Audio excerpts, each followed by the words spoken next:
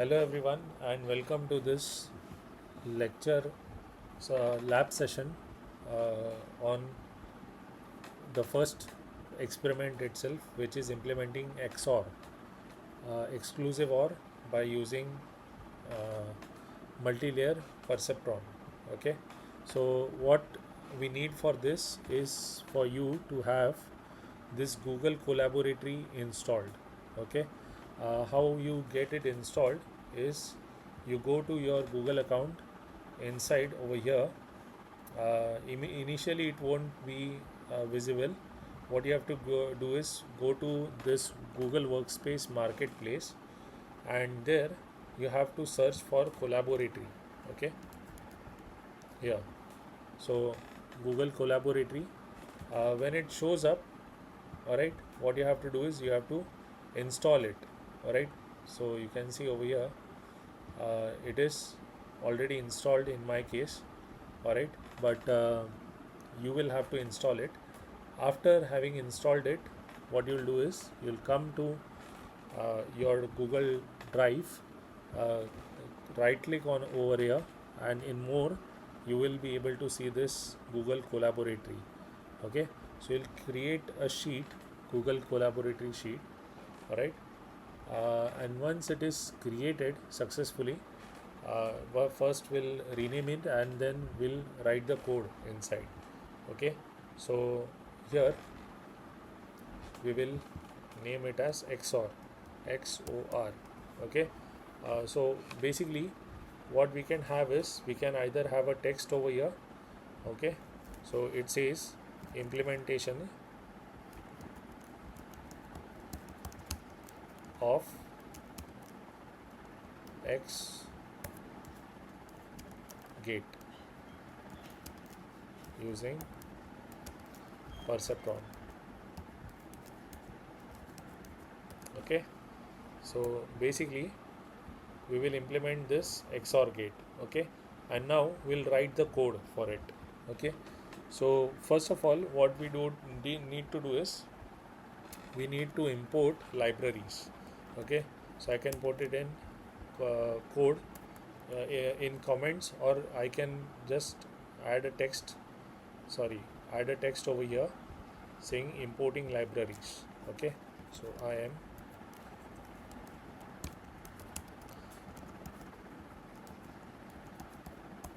okay. Before that, one important thing to do is you will change the runtime. Okay, so go to change runtime type and select GPU, TPU 4, which is free tier eligible.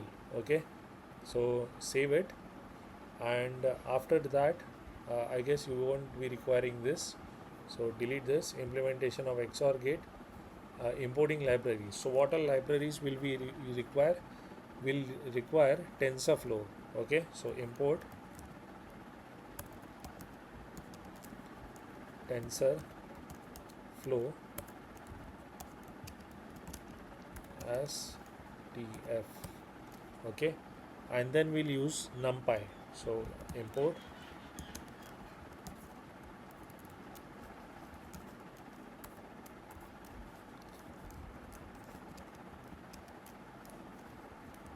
NumPy.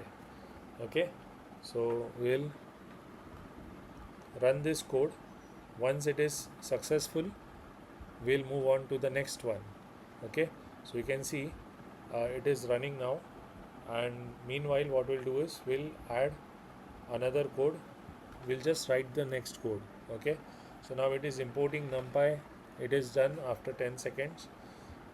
Then what we want to do is, for XOR we want to define our input and output. So our input X is equal to numpy dot array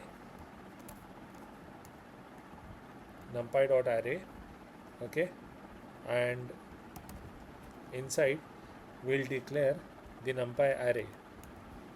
Okay, so we have 0 comma 0, then we have 0 comma 1,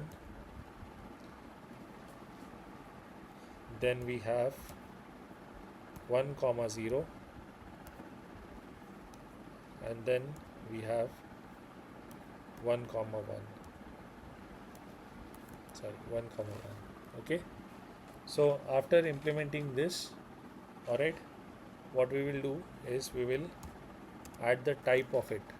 All right, so what type are they? So d type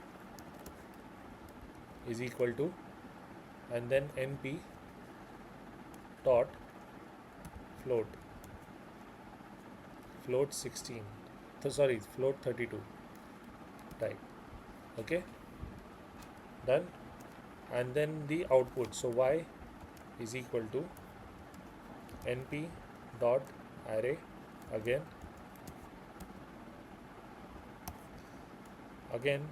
we have to define, sorry, 0 comma 1 comma 1 comma 0. Okay, 0 1 1 0, and the data type, d type is equal to np dot float 32. Okay, so we'll run this very quickly, and then now since we have defined our input, okay, this was to define input, define input and output. Okay, define input and output. Then after doing that, after inputting, after defining our input and output, what we can do is we can print it out. Okay, print. So what do we print? We print our input,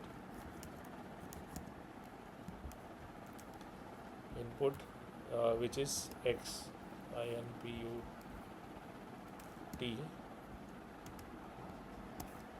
x, this is capital X, is equal to, and then comma x, and then print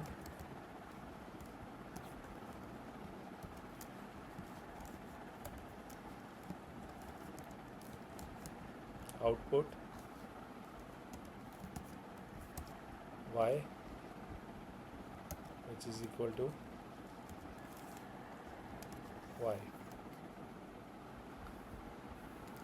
Okay, so we'll run this and we'll see how our inputs look. Alright, so we have an array of input as well as output. Alright, so after this we have to define our model. Okay, so model, basically the architecture of our model. So for this particular problem, a single layer of perceptron, if you remember from the slides, okay, the XOR problem solution, right, if you remember it from here, a single this function could not solve it, okay, because it is linearly not separable, right? So what we did was we implemented it using two layers. All right, so first was applying ReLU, second was applying a linear equation. Okay, so we'll see that right now. Okay, so we have to define a model that will be TF for Terraform dot keras, keras, KERAS dot sequential, so SE sequential, and inside we will define whatever we want. Okay, so here what we want is TF dot keras dot uh, layers dot dense. Okay, and then inside what we want is two neurons, comma, activation is equal to, we will give ReLU over here, sorry, ReLU, ReLU, comma, why is it showing error on ReLU?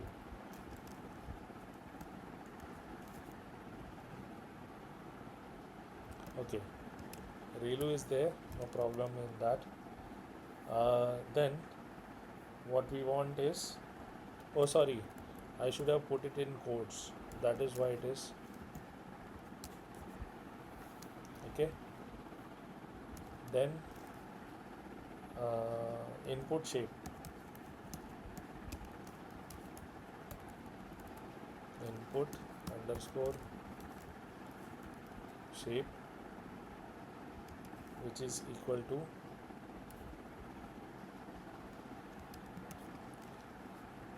2.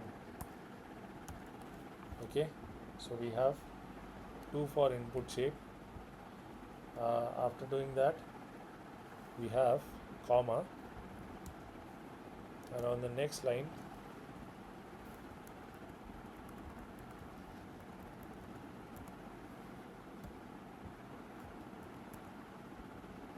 okay,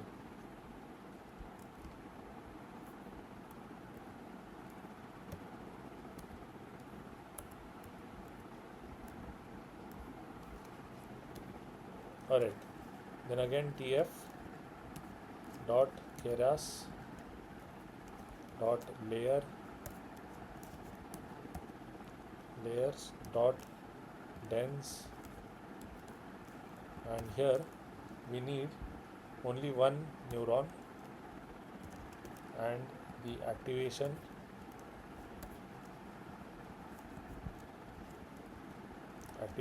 is linear. Okay, linear. And now what we have done is we have defined the architecture of our model. Okay, so I'll put a text saying that we have defined the architecture, define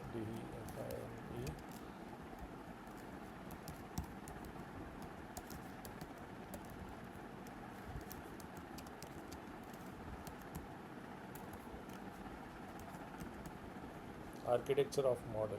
Okay, and we'll run this particular code. So over here, next what we'll do is model dot summary.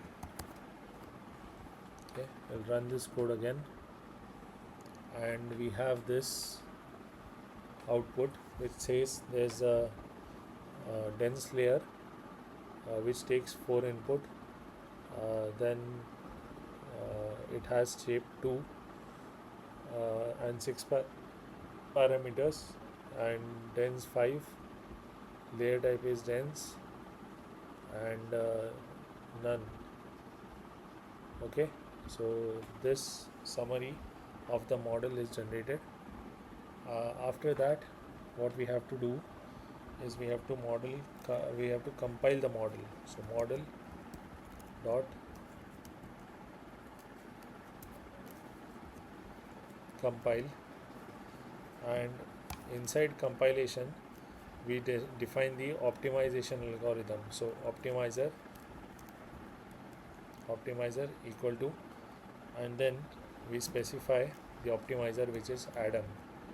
Okay, we have seen Adam optimizer in theory. Okay, then loss function equal to, and for loss function we'll use mean squared error.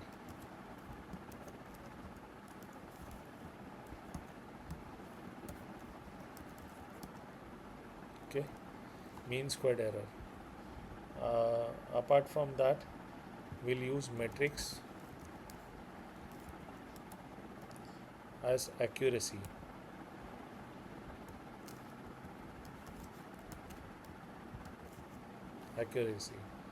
After doing this, now we have compiled our model. Okay, so let's run this thing. Okay, after it runs, so this is the architecture. Then we have the compilation step. So compilation,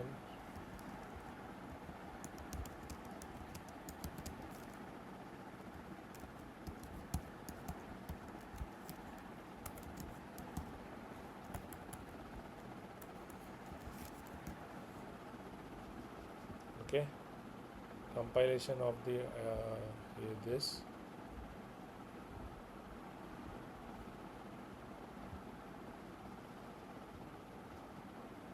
Okay, sorry. After compilation, we have training. So train the model. All right, and here we will have one more code, that is model.fit. Okay, so model.fit,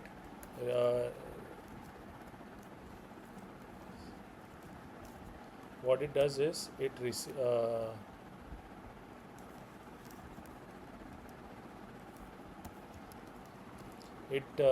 what it does is it returns the history object. Okay, it returns the history of the model. All right, so so history is equal to model.fit,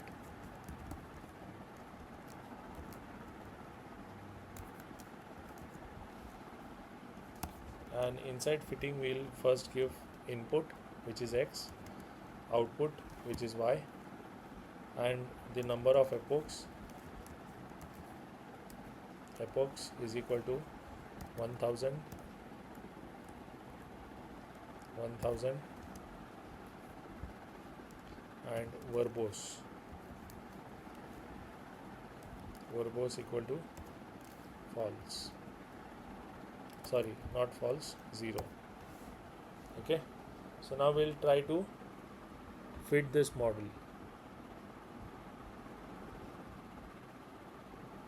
Meanwhile, see, training is the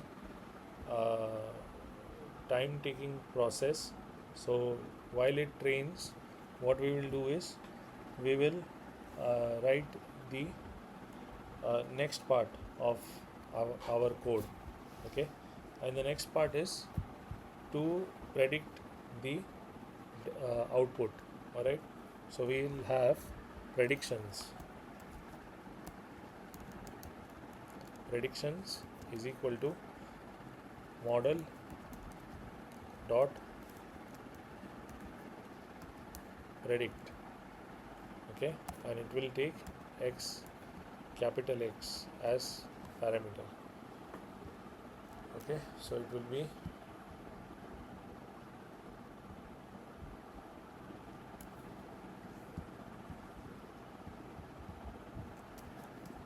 make predictions.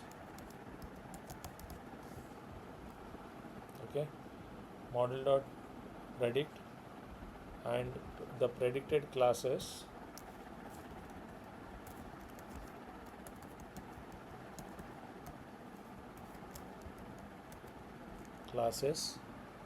is equal to numpy dot round, and what do we have to round is the predictions. Okay, so now we run this. It's a simple step, make predictions and round them. Okay, in rounded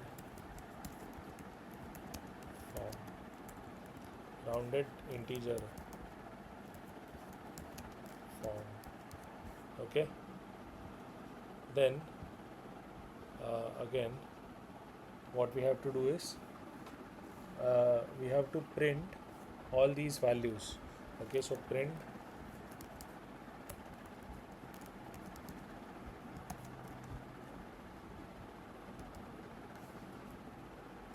print. uh, Here we'll use formatted text. What we want is x of I, x of I, oh sorry, I did not write the loop itself. So for I in range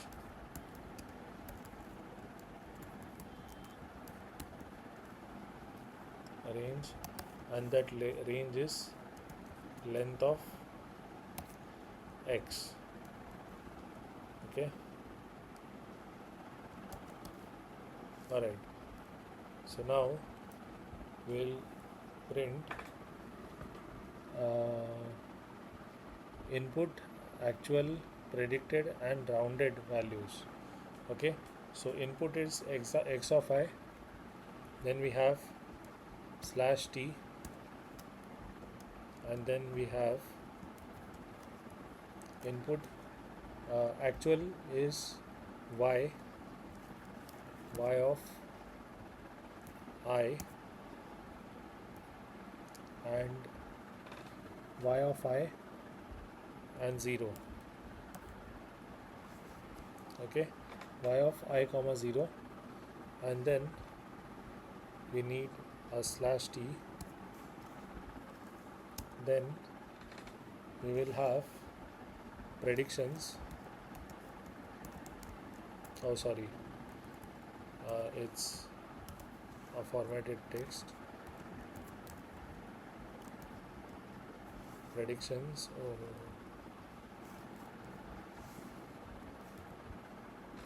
predictions of I and 0.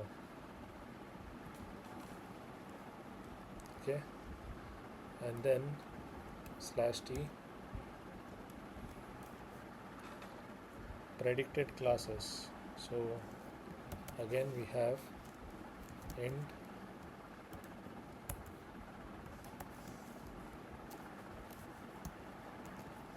predicted classes, and those are I comma 0.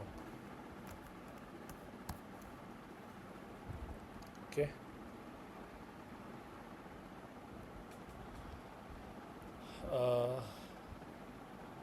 I hope this entirely completes our code. Then over here we have to add a print statement.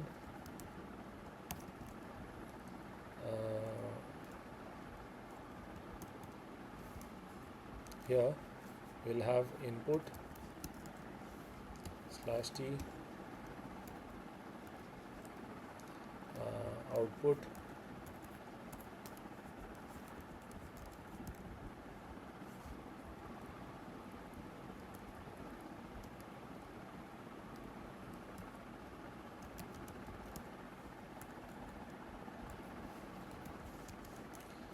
predictions,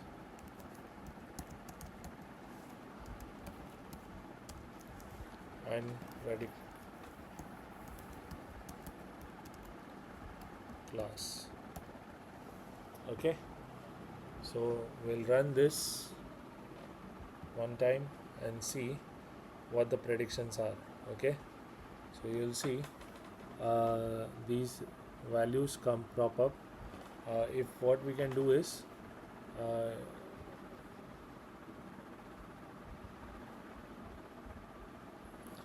over here in the predictions, what we can do is write colon 0.4f, and that will what it will do is it will give only 4 digits from the floating value, and I guess we'll need one more slash t over here. So slash t, and then run it, and then it is in proper way. Okay, but you can see that the predictions are wrong. Alright, so after that we can check the accuracy of our model. Okay, so loss comma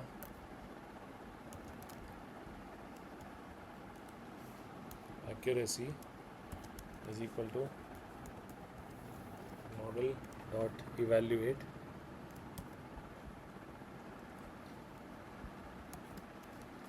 and x comma y comma verbose 0. Okay, and print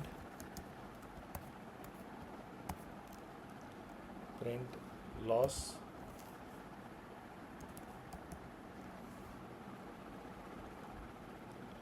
losses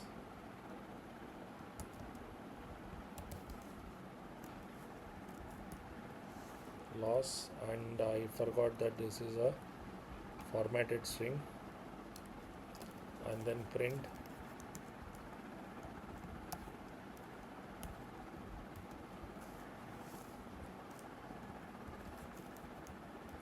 accuracy comma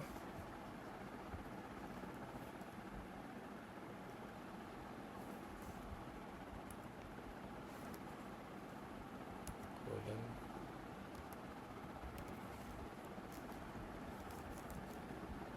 accuracy, and run this. So it's a pretty bad accuracy. It is only 25%.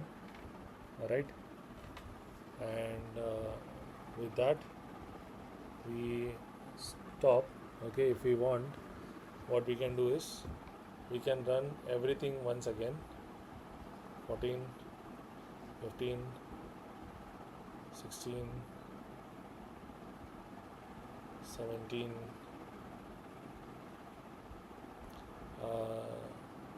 18. Then instead of 1000 we can write 10,000. Run this for more number of iterations. Right, so the model has finished training. Let us check the predictions.